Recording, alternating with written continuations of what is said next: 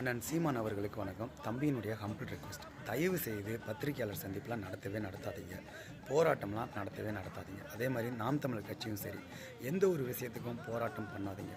ஒரு வருஷம் என்ன பண்ணாதீங்க, எந்த போராட்டத்துக்கும் போகாதீங்க. மக்கள் பட்டு திருந்தட்டும், அவங்க அரசியல் பழகட்டும். ஆனால் உங்களுடைய வார்த்தைகள் அடிக்கடி கேட்கறதுனால இவங்களுக்கு அந்த அருமை தெரியாது. அதனால் இவங்களை அரசியல் படுத்தணும் அப்படின்லாம் எவனுடைய அரசியலை பற்றி நம்ம சொல்ல வேண்டிய அவசியமே இல்லை.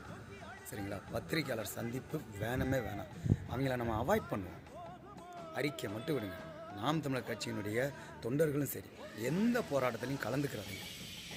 மக்கள் தேடட்டும். தேடினா தான் ஒவ்வொரு விஷயமும் சரியாகும். சரிங்களா? அண்ணனுடைய வார்த்தையும் சரி, நாம் தமிழர் கட்சியினுடைய ப்ரெசன்ஸையும் சரி தேடட்டும்.